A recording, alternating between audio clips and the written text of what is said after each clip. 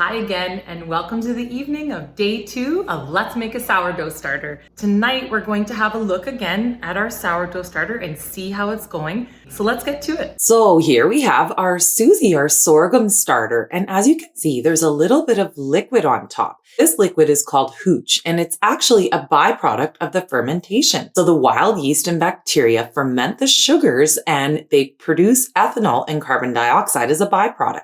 The bubbles are a sign then of activity, and the hooch is a sign that it's hungry. So I know it's ready for a feed, so let's go ahead and feed our starter.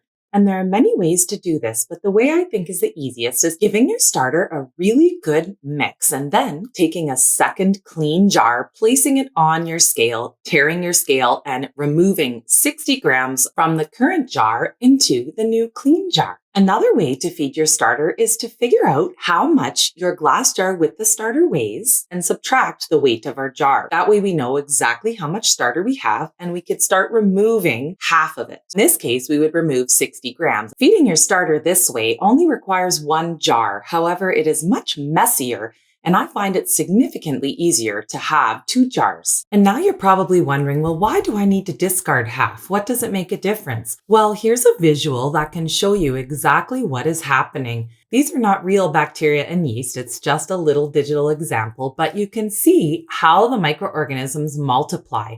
And if we don't discard half, what will happen is we will need significantly more food, an exponential amount more food. So therefore, we discard half in order to get rid of some of the microorganisms so that we don't have to feed them quite as much to keep them healthy and vital and active. It's kind of like having more people in the family to feed. If you only have enough food for 2 people, the rest of the people will starve. So it's the exact same thing here. So if you choose not to discard, you will have to give an exponential amount more food in order to keep your starter healthy and active. So now we're going to feed our starter, and we're going to feed it in a ratio of 2 to 2 to 3. 2 parts of liquid to 2 parts of flour to 3 parts of starter.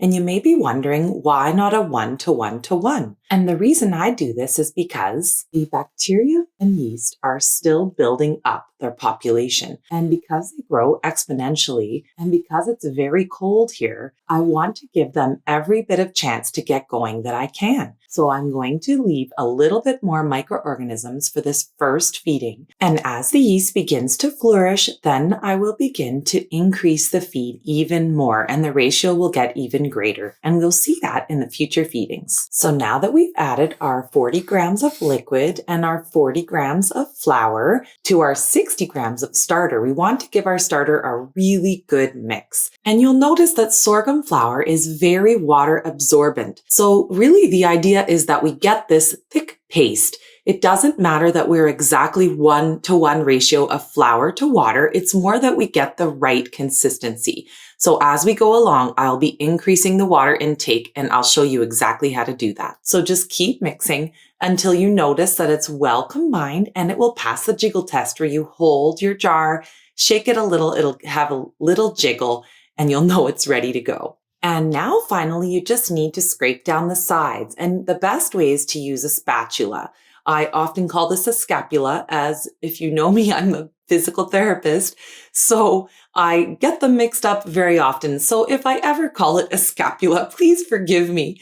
So just clean the sides so that you'll be able to see how much your starter has risen. And once you're finished, then finally cover your starter back up with your cloth and the elastic and snuggle your starter back up, and we will check on it again in the morning. And I'd love to know, how's your starter looking on day 2? Please share a picture with us in the comments. And I'll see you first thing in the morning, and we'll feed our starters twice a day from here on out. Good night.